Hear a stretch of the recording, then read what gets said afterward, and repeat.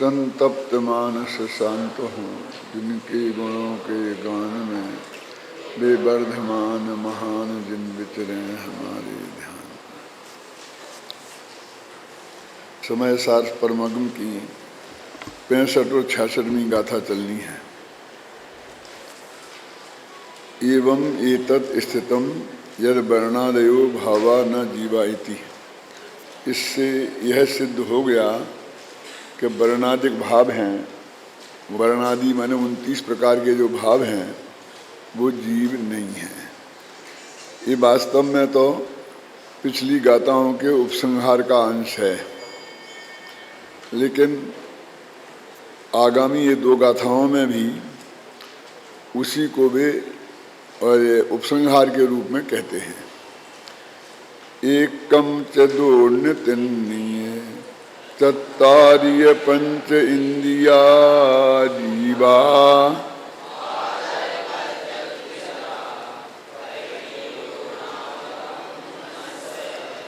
एदाहे निबत्ता जीवठाणा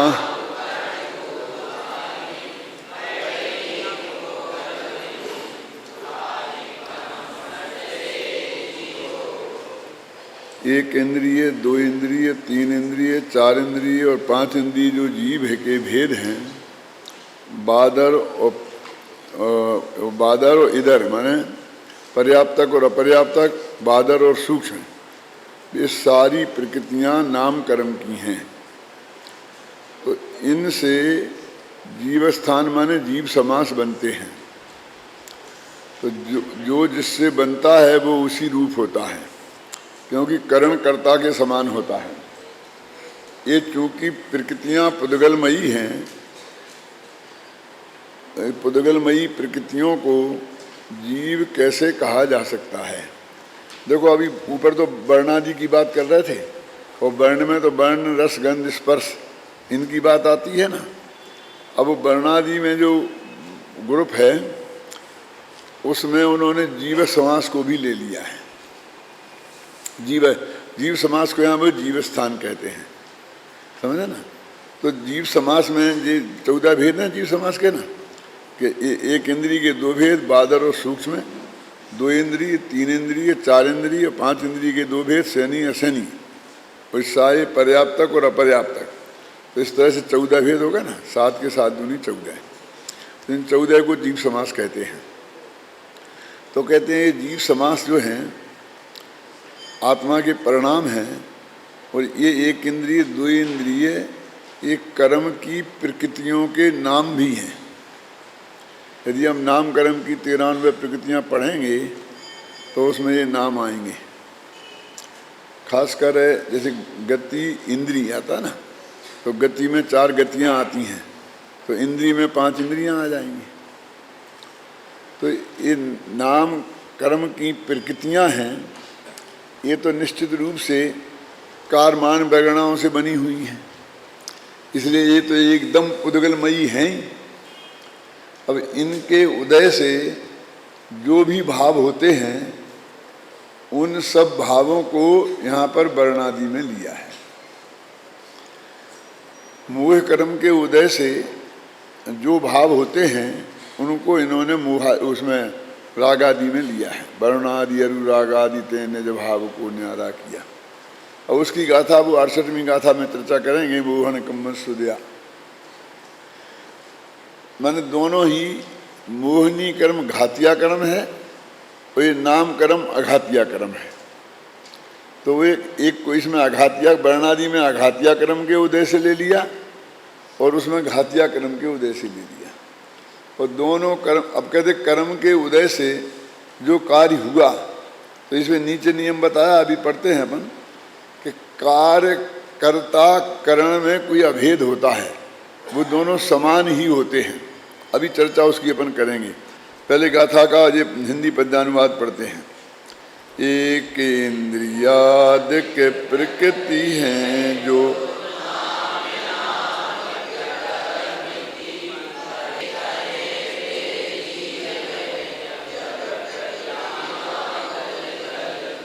बहुत स्पष्ट अर्थ है इसका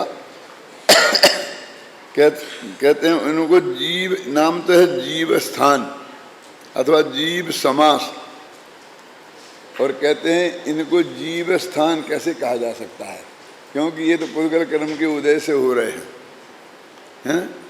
माने जिनका नाम ही जीव स्थान रखा, वो जीव स्थान को जीव कैसे कहा जा सकता है? तो आप कहेंगे तो परस्पर विरुद्ध कथन हो गया ना। तो ऐसा लोक में नहीं होता है। देखो ये स्वामी जी है ना, तो है ना ये स्वामी जी, तो स्वामी जी, कांजी स्वामी तो किसी जीव का नाम था ना, मनुष्य का, तो ये वो ही है। लेकिन ऐसा कोई बोलता है कि ये कांजी स्वामी का फोटो है? जब भी बोलते हैं तो यही बोलते हैं कि ये है। ऐसा ही है कि पुद्गल कर्म के उदय से होती हैं, फिर भी उनको जीव स्थान कह सकते हैं।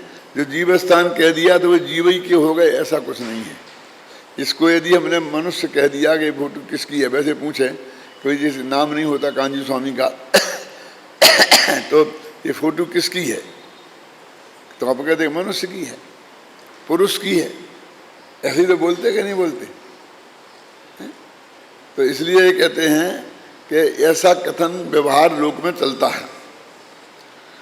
आचार्य अमृत आत्मख्याति में कहते हैं, देखो निश्चय नय से कर्म और करण की अभिन्नता होने से जो भाव जिससे किया जाता है वह वही होता है। एक नियम बनाया जी, कर्म और करण की अभिन्नता। वैसे तो अभिन्न षटकारक की चर्चा भी है कि जो भाव जिससे बनता है वह वही होता है। इस नियम के अनुसार जिस प्रकार सोने का पत्र सोने से निर्मित होने से सोना ही है, अन्य कुछ नहीं।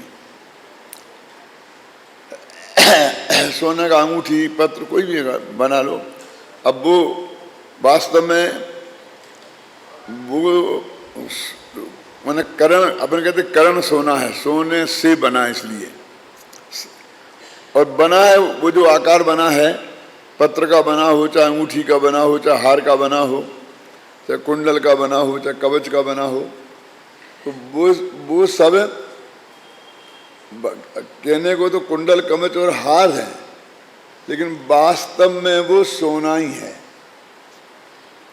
क्योंकि करण और कर्म की अभिन्नता होती है। लेकिन ये निश्चय नय वाले को, दृढ़ दृष्टि वाले को दिखाई देगा। इसको शास्त्रों में ही ऐसा उदाहरण आता है, समंत भद्र ने दिया है कि वो तो घटमौली शब्द है प्रयोग, मैं दूसरा प्रयोग करता हूँ कि घर में, किसी के घर में 1 किलो सोना था और उसके 4 बेटे थे, तो उन्हें चारों बहुओं को 250-250 तोले के, जो भी जितने जितने होते हों मुझे पता नहीं, उसमें जितने तोले होते हों उसमें ग्राम के समझ लो, उनने गहने बनवा दिए। अब जिस बहू के पास जो गहना है, हार है, अंगूठी है, वो तो यही समझती है कि मेरे पास 1 हार है, 1 अंगूठी है, 2 चूड़ियाँ हैं, बस खत्म।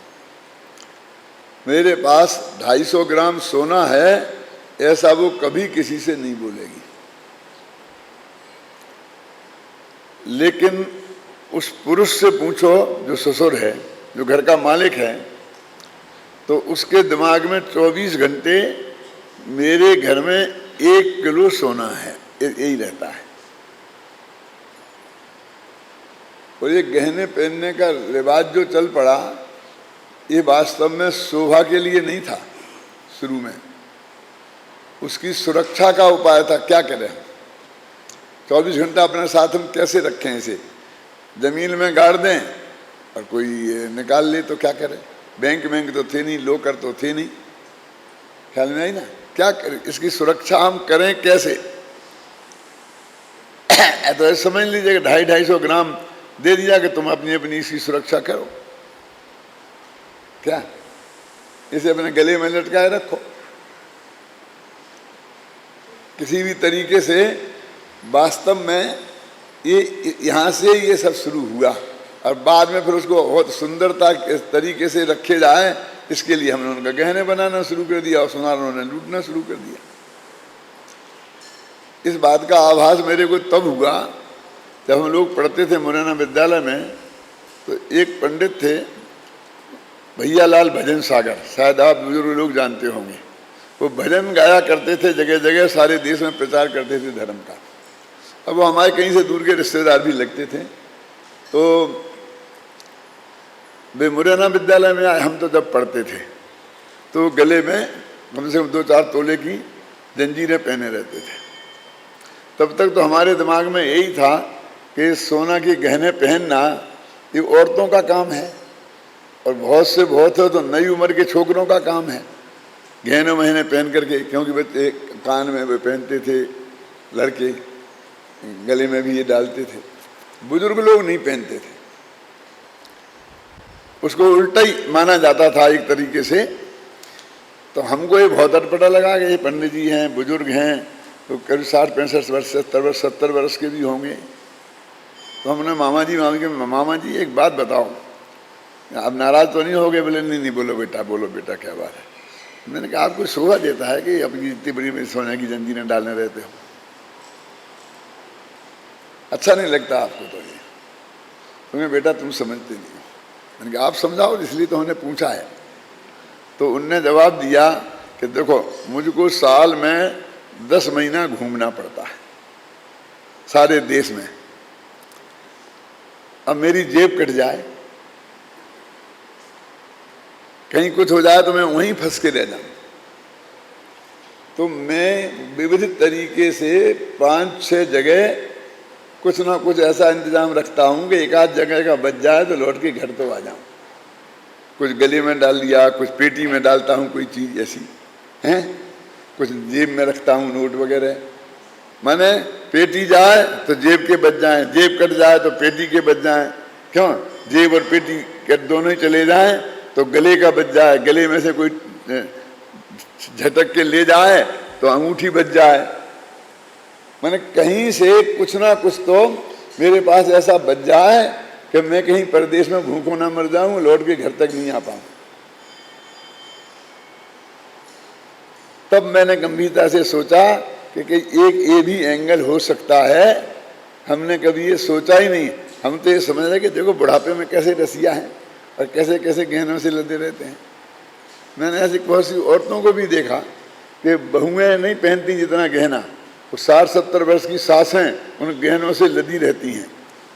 तो मुझे कोई अटपटा नहीं लगता है। बहुत लोग कहते हैं कि देखो तो अभी इस उम्र में भी गहनों से लदी रहती हैं, वे बेचारी क्या करें, कहाँ रखें? वो समझते कुछ तो अपने पास बचे रहे कि मरते समय की बहुएं सेवा करें, नहीं तो करेंगी कैसे? इसलिए वो अपने पास उसे कब्जा रखने के लिए वो अब तुम शौक किया कहते रहो, उन्हें क्या लेना देना। वे अपना एक प्रयोजन की सिद्धि करती हैं। महिलाएं तो खासकर जो बिना पढ़ी लिखी महिलाएं हैं बेचारी, ना वे बैंक में जा सकती हैं, ना लाकर में रख सकती हैं, ना खोल सकती हैं, ना वे ये सब नहीं कर सकती हैं, तो वे क्या करें? तो यदि उनके चित्त की भूमि में जाकर के देखो तो वो ऐसा मानती नहीं कि मेरे पास हार है कि अंगूठी है। वो तो समझती है मेरे पास 200 ग्राम सोना है। वो भी द्रव्य दृष्टि वाली हैं। यदि समय सार की द्रव्य दृष्टि उन्हें हो जाती तो समय दर्शन हो जाता है। लेकिन यदि घर की द्रव्य दृष्टि हुई समझे ना, माने उन्हें उस पर्यावरण से कोई मतलब नहीं है। अब क्या हुआ कि छोटे भाई की शादी होनी थी, 3 तो शादियां हो गई थी, तो उनके पास बांट दिया था सोना सब। अब चौथी बहू को सोना चढ़ाना था, तो उनका ले करके कुछ और उसको तुड़वा करके नए हिसाब से चौथी बहू के लिए गहना बनाया। तो 3 बहुओं को तो अंदर में विकल्प खड़ा हुआ, अभी मेरे पास से इतना चला गया, मेरा हाथ चला गया, मेरी अंगूठी चली गई, मेरा ये चला गया। लेकिन ससुर को का कुछ नहीं गया, समझ में है ना। वो तो समझता सोना तो घर में ही है, घर का सोना घर में ही है, कहाँ गया? क्योंकि उसकी दृष्टि सोने पर है। तो वो कहते हैं करण और करण एक होते हैं। सोने से बना हार सोना ही है, ऐसा नहीं कहा कि हार ही है। हार तो पर्याय है और सोना द्रव्य है, तो उसे द्रव्य पे घटित किया, पर्याय के रूप में घटित नहीं किया। पर्याय को द्रव्य में शामिल किया, द्रव्य को पर्याय में शामिल नहीं किया। ख्याल नहीं ना? जो निश्चय नए से कर्म और करण की अभिन्नता होने से जो भाव जिससे किया जाता है वह वही होता है।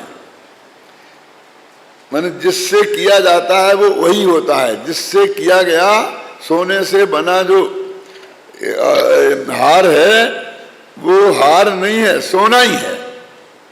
इस नियम के अनुसार सोने का पत्र वर्क सोने से निर्मित होने से सोना ही है, अन्य कुछ नहीं। उसी प्रकार बादर सूक्ष्म एक इंद्री, दो इंद्री, तीन इंद्री, चतुरिंद्री, पंचेंद्री अपर्याप्त नामक पुद्गलमयी नामकरण की प्रकृतियों के द्वारा किए जाने से पुद्गल ही है, जीव नहीं। क्या एक इंद्री, दो इंद्री, तीन जीव के भेद अपन ऐसे करते हैं ना, वे वास्तव में पुद्गल ही हैं, जीव नहीं। तो उनका तो एक ही प्रयोजन है कि उपयोग लक्षण जो जीव है उसके अलावा सबको उन्हें पुद्गल सिद्ध करना है, बस खत्म। मेन मुद्दे की बात यह है। अब कुछ तर्क आपके गले उतरेंगे, कुछ नहीं उतरेंगे। कभी तो वे उपादान की मुख्यता से उसे सिद्ध करने लगते हैं और कभी निमित्त की मुख्यता से सिद्ध करने लगते हैं, लेकिन प्रयोजन की सिद्धि करना उनका ये है। और इसीलिए जो अध्यात्म के प्रेमी नहीं है कि अध्यात्म की समझ जैसे नहीं है, वो मजाक उड़ाया करते हैं कि इनका कोई ठिकाना तो है नहीं। कभी भी निमित्त की अपेक्षा से बात करने लगते हैं, कभी उपादान की अपेक्षा से कहने लगते हैं, है ना।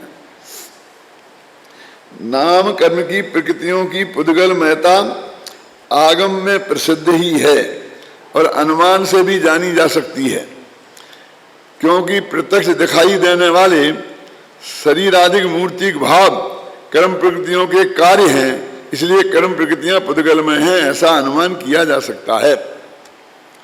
वो कहते हुए तुमने कैसे माना कि ये पुद्गल के हैं? कौन? ये कर्म की प्रकृतियां पुद्गल की हैं, ये तुमने कैसे कहा? क्योंकि वो भी वास्तव में हमारी इंद्रियों के द्वारा ग्राही नहीं है ना। इंद्रिय गेज्झा मुत्ता, मूर्ति की परिभाषा क्या की थी? इंद्रियों के द्वारा ग्राह्य। लेकिन ये इतने सूक्ष्म परमाणु हैं कि वो इंद्रियों के द्वारा ग्रहण नहीं होते हैं। तो कहते वो क्या आगम से सिद्ध हैं, बस ये क्या आगम में लिखा है। आखिर अंत में तो यहीं आना पड़ेगा ना। अब समय सार पढ़ने के लिए आगम का अभ्यास क्यों जरूरी है, इससे अंदाजा आप लगा सकते हो। आखिर समय सार को माने अध्यात्म को भी अंत तो गत्वा आगम की शरण में ही जाना पड़ा ना।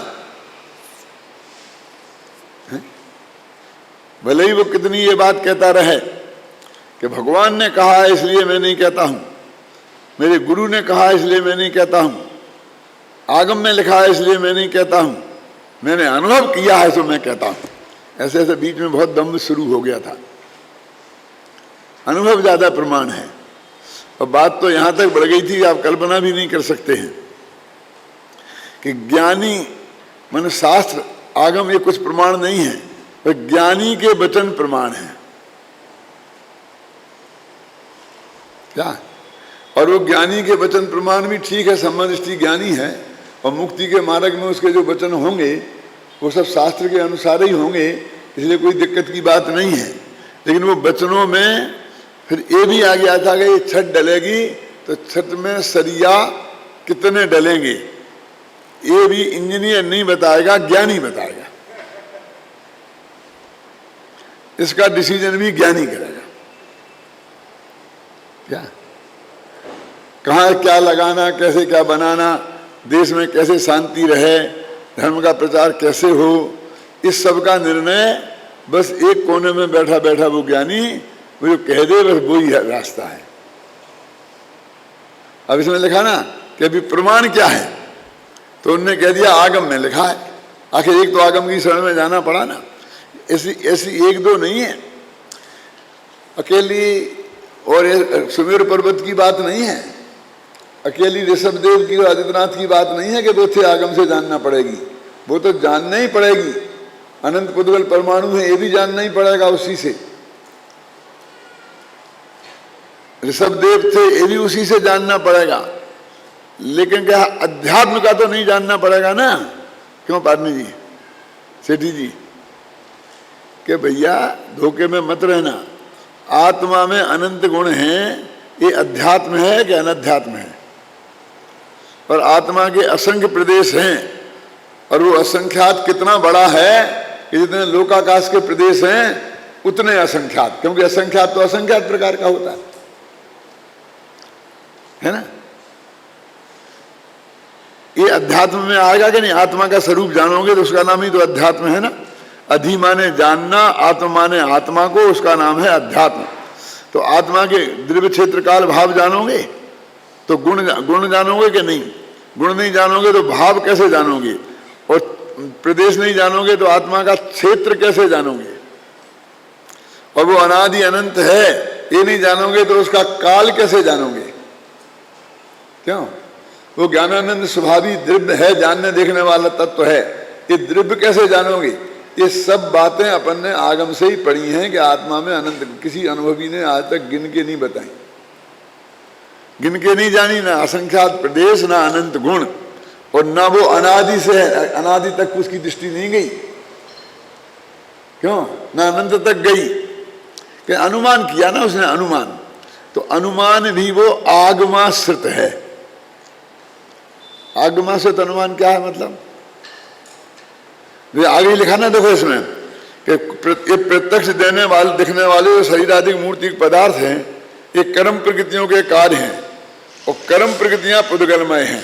ऐसा कर्म प्रकृतियां पुद्गलमय हैं, ये तो आगम से ही जाना था ना, और उससे ही हमने हेतु बनाया। तो हमारा ये हेतु आगमाश्रित हेतु है। तो अनुमान है माने स्वतंत्र नहीं हुआ, ख्याल में ना। इसलिए कहते हैं कि हमें आगम के ही आश्रय से खड़ा होना पड़ेगा। जो लोग आगम की प्रामाणिकता में शंका पैदा करते हैं अथवा उसके स्वाध्याय को अनुपयोगी बताने की कोशिश करते हैं, वो वास्तव में जैन दर्शन का विरोध करते हैं। देखो, निषेध अति का होता है। कोई अकेला चरणान योग, चंद्रान योग का एक एक चीज को लेके बैठ जाए, इसमें जो है 24 घंटा वही का वही, तो उसका निषेध होगा।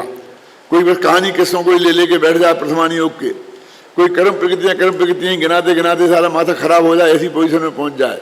लेकिन ये नहीं, सामान्य जानकारी तो चारों योगों की चाहिए ना। करुणान योग की भी चाहिए, चरणान योग की भी चाहिए, प्रथमान योग की भी चाहिए, सिद्धांत का भी चाहिए, तब अध्यात्म का महल उसके ऊपर खड़ा होता है। और इसलिए हमने अपने यहाँ जो कोर्स में रखा है ना, ये सभी अनुयोग रखे हैं,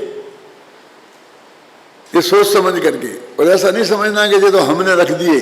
यदि स्वामी जी होते तो स्वामी जी तो अकेला बस अध्यात्म समय सार पढ़ाते थे और वो ही पढ़ाते, वो नहीं ऐसा करते। तो हमें इस गोमर सार के चक्कर में नहीं फंसाते, क्यों है? ऐसा नहीं है। ये विद्यालय स्वामी जी के सामने खुल गया था और सारा कोर्स का पता स्वामी जी को था। कौन क्या पढ़ता है, पढ़ाया जाता है, वो भी सब स्वामी जी को की जानकारी में थी। कोई ऐसी चीज नहीं थी कि जो उन्हें पता ही नहीं था कि हाँ क्या पढ़ाया जाता है। और ये जो जतीश भाई हैं, अभिनंदन कुमार हैं, ये सोनगढ़ में ही तो रहते थे, ये वहीं से तो आए थे। और उन्हें ये सब उन्हें यहाँ पढ़ना पढ़ा तो उन्हें पता नहीं होगा गुरुदेव को कि भाई वहाँ पूछते नहीं होंगे वे क्या पढ़ते हो तुम वहाँ।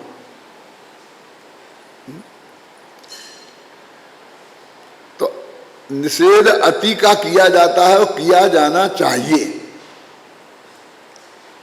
समझ में आए ना। लेकिन सामान्य जानकारी तो आत्मा के हित वाले को भी इनकी होना ही चाहिए।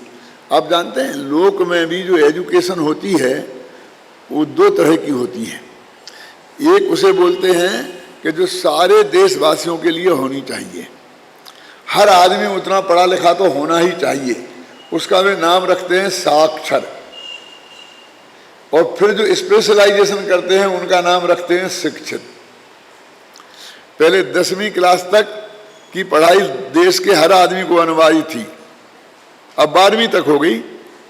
और उसे वो कहते, ये नहीं कहते शिक्षित है, वे तो निरक्षर नहीं है, साक्षर हैं वो। और फिर स्पेशलाइजेशन, कोई कॉमर्स में जाता, कोई साइंस में जाता, कोई आर्ट्स में जाता, कोई इंजीनियरिंग में जाता, कोई डॉक्टरी में जाता, स्पेशल सब्जेक्ट करते ना, तो उसे बोलते हैं शिक्षा। अब वो शिक्षित हुआ अपने विषय का। तो शिक्षित का लिए ये तो इतने सब्जेक्ट हैं कि एक एक आदमी 10-10 का कर ही नहीं सकता, तो स्पेशलाइजेशन होता है।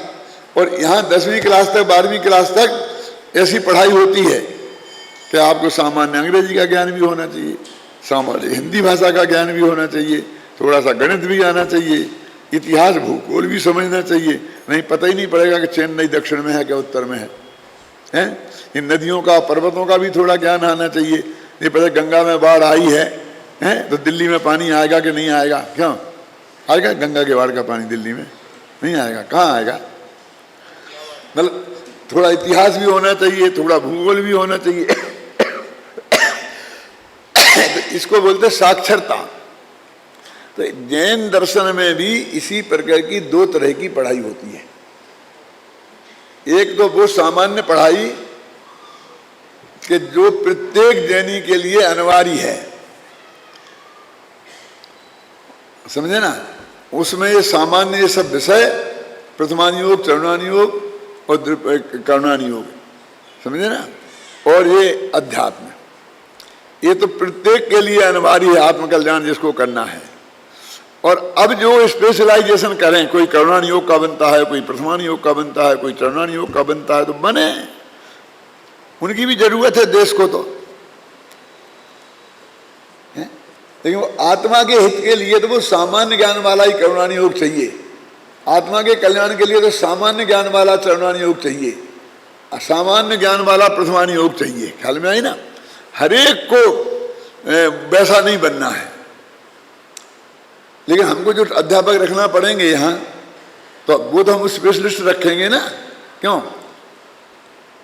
जैसे मान लो साइंस पढ़ाने वाला है तो अब जनरल साइंस पढ़ाई आपको, तो इतिहास भूगोल पढ़ाना है, जिसने भूगोल में MA की उसको पढ़ाने वाला चाहिए ना, तो भूगोल का विशेषज्ञ चाहिए कि नहीं चाहिए उसको? तो ऐसे विशेषज्ञों की तैयारी होगी। जो देश में डॉक्टरों की जरूरत है वो तो सामान्य MBBS वगैरह चाहिए, और बड़ी बड़ी स्पेशलाइजेशन है, आँख कान नाक के डॉक्टर चाहिए, और मेडिकल कॉलेज में पढ़ाने वाले डॉक्टर भी चाहिए ना। तो वो मेडिकल कॉलेज में जो पढ़ाएंगे वो लाखों थोड़ी तैयार होंगे, वो सारे देश वालों को वो पढ़ाई थोड़ी पढ़ाई जाएगी, क्योंकि सारा देश मेडिकल कॉलेज में पढ़ाने थोड़ी जाएगा। क्यों?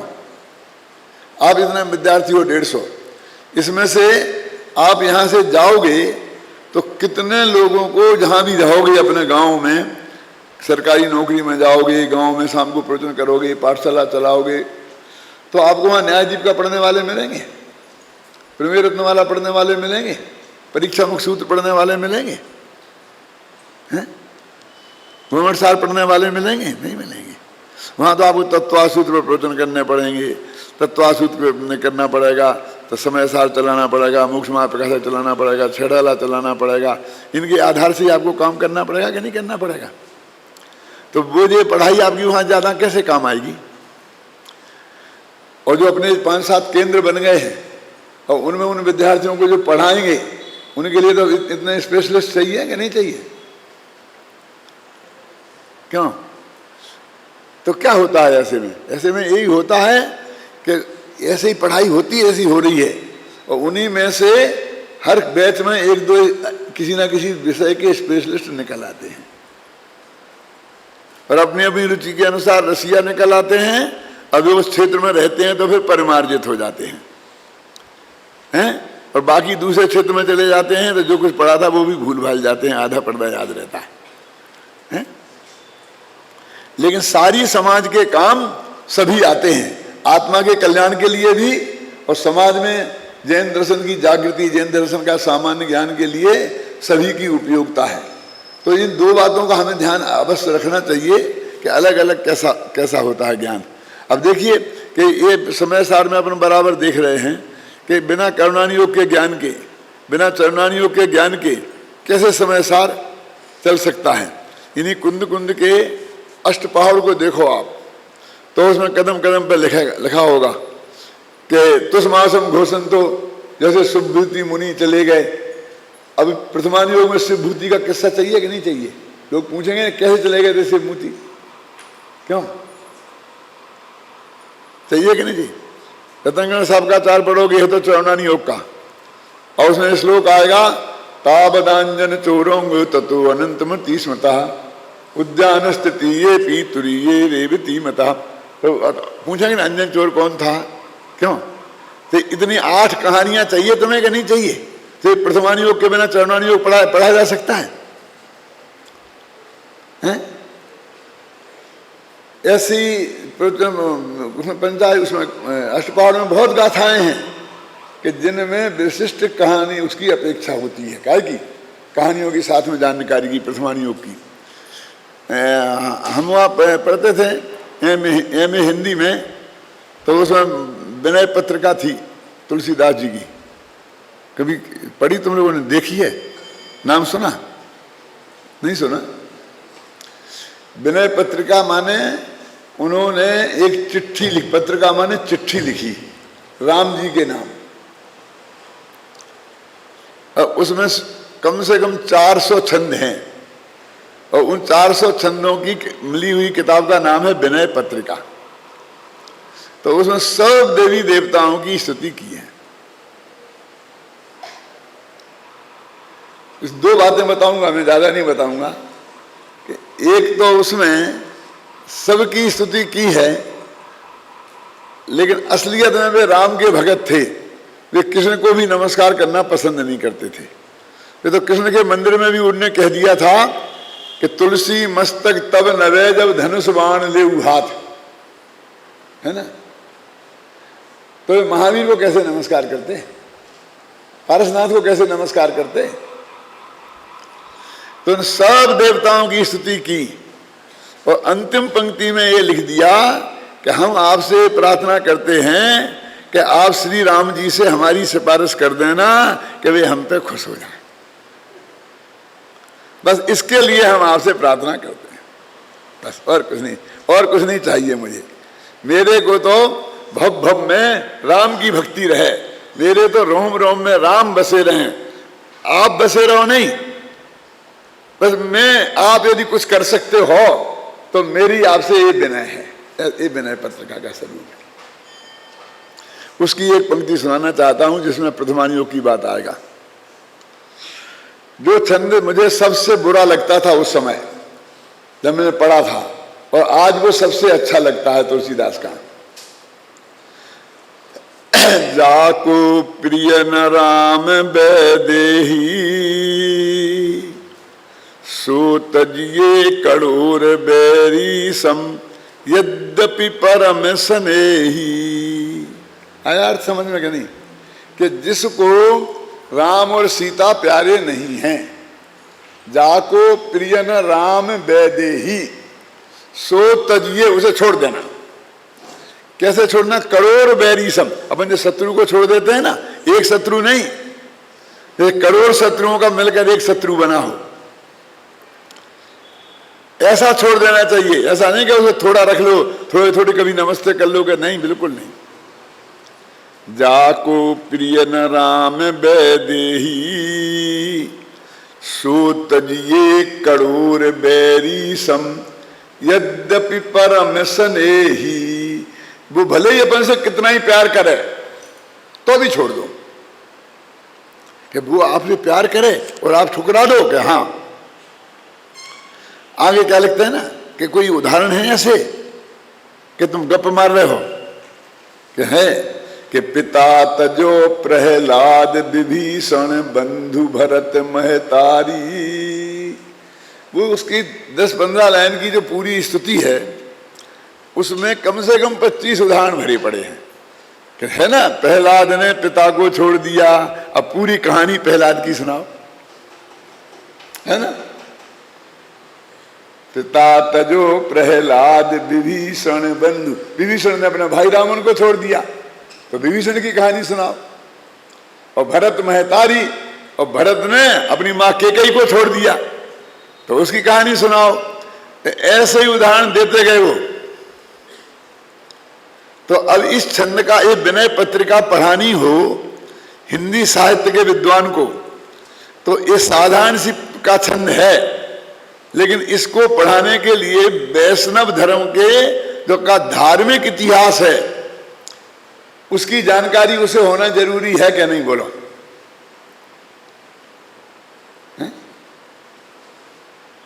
तब मेरे ख्याल में आया कि देखो अब हम क्या समझते कि एक दूसरे से कितना कनेक्शन है इनका। इसलिए सामान्य ज्ञान तो सभी अनुयोगों का निश्चित रूप से होना ही चाहिए, और विशेष ज्ञान जिसको जिसमें स्पेशलिस्ट बनना हो उसका उसे अवश्य करना चाहिए। सबके लिए वो अनिवार्य नहीं है, ख्याल में है ना। तो देखो जिस प्रकार जीवस्थानों को पौद्गलिक सिद्ध किया गया है, जो ऊपर का कर्म प्रकृतियों का कार्य है, इसलिए कर्म प्रकृतियां पुद्गलमय हैं, ऐसा अनुमान किया जा सकता है। तो आगम से और अनुमान से, और ये शरीर आदि प्रत्यक्ष आपको दिखते ही है मूर्ति, तो कहते प्रत्यक्ष, अनुमान और आगम, ये तीनों से ये बात सिद्ध होती है। अब ये बात जो हमने जीवस्थानों को सिद्ध किया है, जीवस्थानों को पौद्गलिक सिद्ध किया है, उसी प्रकार गंध, रस, स्पर्श, रूप, शरीर, संस्थान और संयन भी पुद्गल से अभिन्न है। अतः मात्र जीवस्थानों को ही पुद्गल कहे जाने पर भी इन सभी को पुद्गलमय कहा समझ लेना चाहिए। अतः यह निश्चय सिद्धांत है, अटल सिद्धांत है कि वर्णाधिक जीव नहीं है। ध्यान रहे 29 भावों में यहाँ वे ही भाव लिए हैं जो नाम कर्म के उदय से होते हैं, क्योंकि मोह कर्म के उदय से होने वाले भावों को 38वीं गाथा में लेंगे, 68वीं गाथा में लेंगे।